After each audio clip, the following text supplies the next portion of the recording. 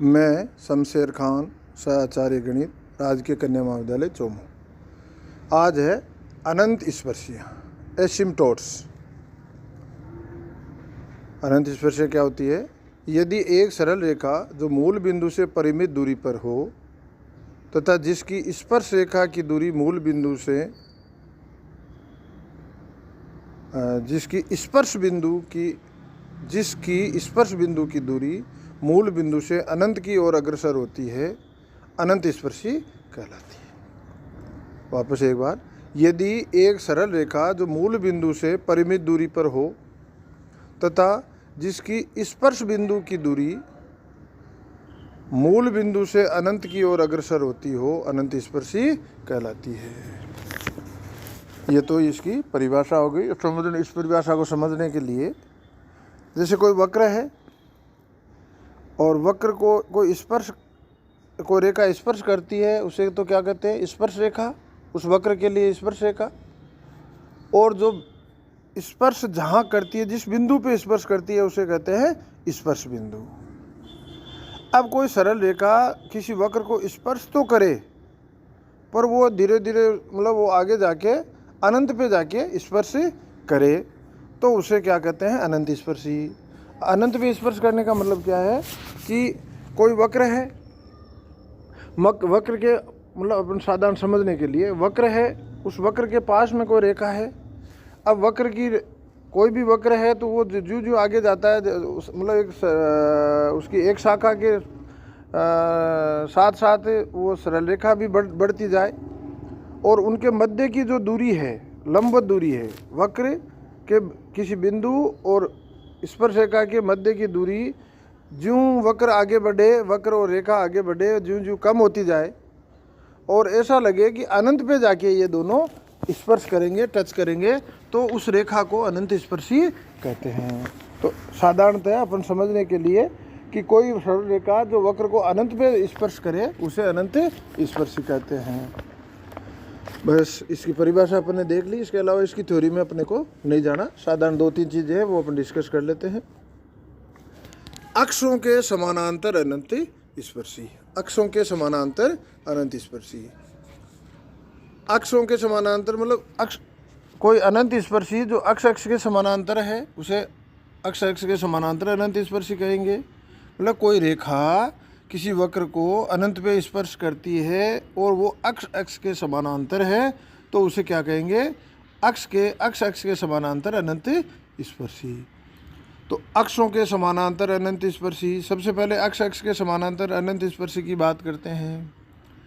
अक्ष के समानांतर अनंत स्पर्शी के समीकरण में, अनंत स्पर्शी वक्र के समीकरण में अक्ष की उच्चतम घात के गुणांक के वास्तविक एक घाती गुणनखंड को शून्य के बराबर रख देने पर प्राप्त होती है। अब देखो ये, परंतु यदि अक्ष की उच्चतम घात का गुणांक अचर हो या वास्तविक एक घाती गुणनखंड न हो, तो अक्ष के समानांतर अनंत स्पर्शी नहीं होगी।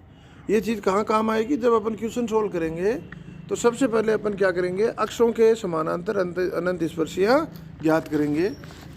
तो अक्ष के समानांतर अनंत स्पर्शी क्या होगी कि अक्ष, उस जो वक्र का समीकरण दिया हुआ है, उसमें अक्ष की जो उच्चतम घात है, अक्ष की जो उच्चतम घात है, उसका गुणांक देखेंगे।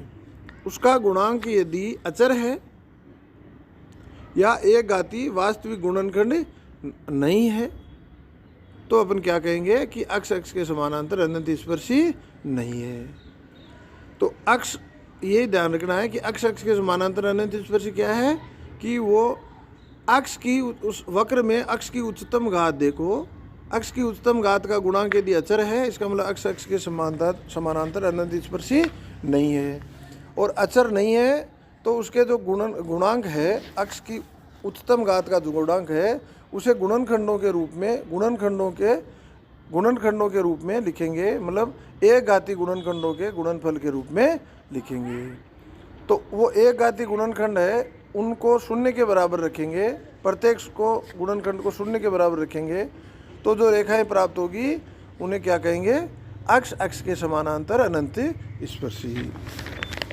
अब वाई एक्स के समानांतर अनंत स्पर्शी, वाई एक्स के समानांतर अनंत स्पर्शी वक्र के समीकरण में y की उच्चतम घात के गुणांक के वास्तविक एक घातीय गुणनखंड को शून्य के बराबर रख देने से प्राप्त होती है। यदि y की उच्चतम घात का गुणांक अचर है तो वाई एक्स के समानांतर अनंत स्पर्शी नहीं होगी। मतलब अपन वक्र के समीकरण में y की उच्चतम घात का गुणांक देखेंगे, यदि वो अचर है इसका मतलब वाई एक्स के समानांतर अनंत स्पर्शी नहीं है।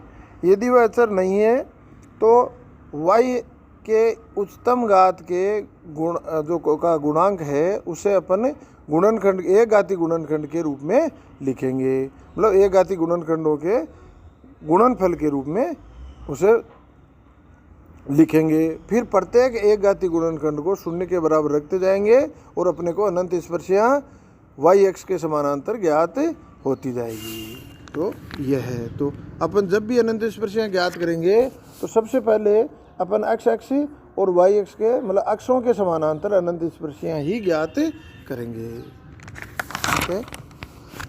अब यदि वक्र का समीकरण y is equal to m x plus c plus a by x plus b by x square plus dash dash dash है तो उसकी अनंत स्पर्शी क्या होगी, y plus m x plus c. इससे ज़्यादा गहराई में इसकी थ्योरी में अपने को नहीं जाना है। यदि वक्र का समीकरण y is equal to m x plus c plus a by x plus a b by x square plus dash dash dash रूप का है तो अपन क्या कहेंगे, इसकी अनंत स्पर्शी क्या होगी, y plus m x plus c. अब एक है निरीक्षण द्वारा अनंत स्पर्शी, मतलब किसी वक्र की निरीक्षण द्वारा अनंत स्पर्शी कैसे ज्ञात करते हैं। यदि वक्र का समीकरण f n plus f n minus two is equal to zero के रूप में है, यदि वक्र का समीकरण f n plus f n minus two के f n plus f n minus two is equal to zero के रूप में है तो f n is equal to zero के एक घातीय गुणनखंडों को शून्य के बराबर रखने पर अनंत स्पर्शियाँ ज्ञात होती है। मतलब f n plus f n minus two is equal to zero है तो f n is equal to zero उसकी अनंत इस वक्र की अनंत स्पर्शियों का संयुक्त समीकरण है। F n is equal to zero क्या है, फलन वक्र की अनंत स्पर्शियों का संयुक्त समीकरण है। और अलग अलग अनंत स्पर्शियाँ निकालनी हो तो एफ एन को एक घातीय गुणनखंडों के रूप में लिखते हैं, फिर प्रत्येक गुणनखंड को शून्य के बराबर रख करके अनंत स्पर्शियाँ ज्ञात करते हैं। तो ये तो अनंत स्पर्शियों के बारे में चर्चा हो गई। अब अनंत स्पर्शियाँ ज्ञात करने की क्रियाविधि, अनंत स्पर्शियाँ ज्ञात करने की क्रियाविधि। नंबर एक, वक्र की समीकरण में x तथा y के उच्चतम घात के एक घातीय गुणनखंडों को शून्य के बराबर रखने से x x तथा y x के समानांतर अनंत स्पर्शियाँ ज्ञात होती है। इसकी अपन पहले चर्चा कर चुके। तो ये अनंत स्पर्शियाँ ज्ञात करने की क्रियाविधि क्या कहती है कि सबसे पहले x x तथा y x के समानांतर अनंत स्पर्शियाँ ज्ञात करो। नंबर दो, वक्र की दी हुई समीकरण की उच्चतम घात के पदों में x इजकल टू 1 तथा y इजकल टू m प्रतिस्थापित कर y n m ज्ञात करते हैं। वक्र की दी हुई समीकरण की उच्चतम घात के जो पद है, जैसे उच्चतम घात 3 है तो उच्चतम घात 3 के जो पद हैं उसमें x इजकल टू 1 और y इजकल टू m रख करके y n m, n क्या है उसकी उच्चतम घात, मान लिया 3 घात का है तो y 3m, तो y n m ज्ञात करते हैं और फिर y n m is equal to 0 रख करके m के मान ज्ञात कर लेते हैं, m1 m2 dash dash dash,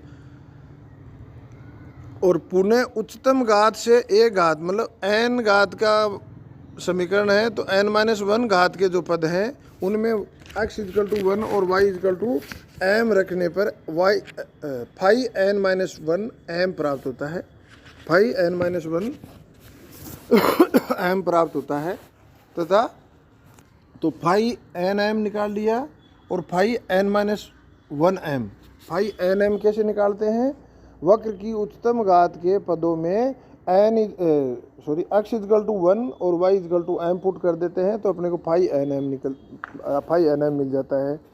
फिर अपन phi n m is equal to 0 करके m के मान निकाल लेते हैं, ठीक है। उसके बाद में क्या करते हैं कि उच्चतम घात से एक घात कम वाले पदों में x इजकल टू 1 और y इजकल टू m रख करके फाई n माइनस 1 m ज्ञात कर लेते हैं। ये दोनों ज्ञात करने के बाद c का मान ज्ञात करते हैं तो c is equal to minus phi n minus 1 m upon phi dash n m. Phi dash n m क्या है?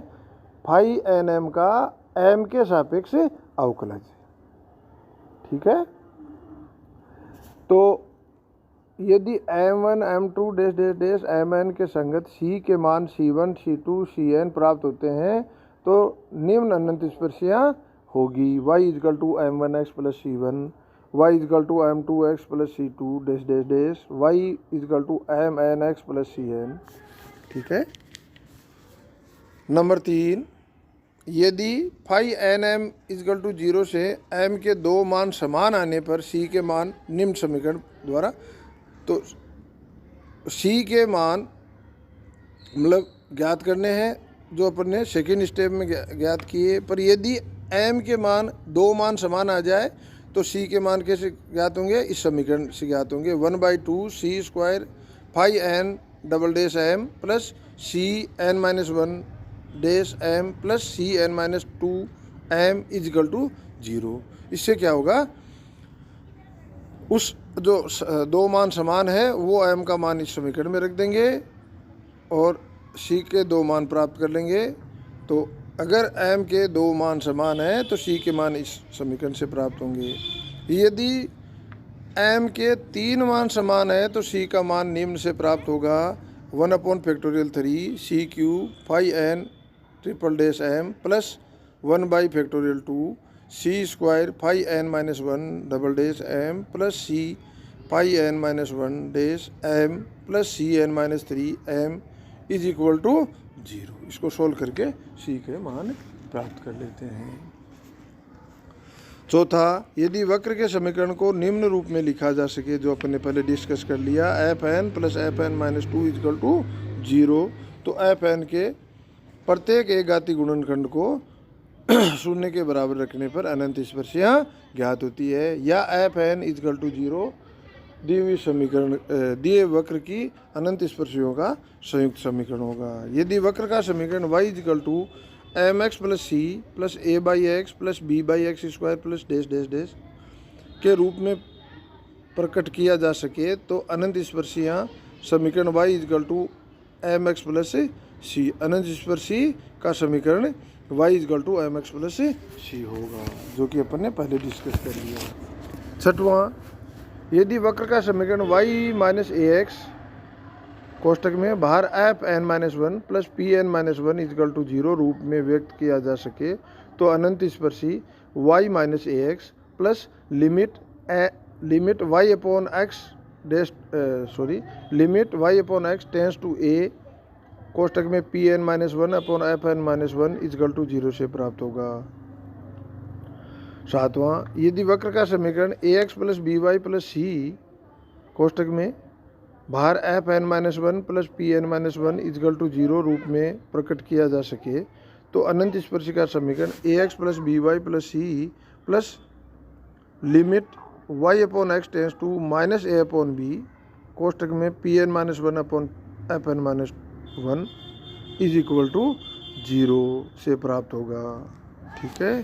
तो ये अनंत स्पर्शियाँ ज्ञात करने की क्रियाविधि थी। इस पे कल अपन अगली क्लास में इस पे क्वेश्चन सोल्व करके इसे ट्राई करेंगे। धन्यवाद।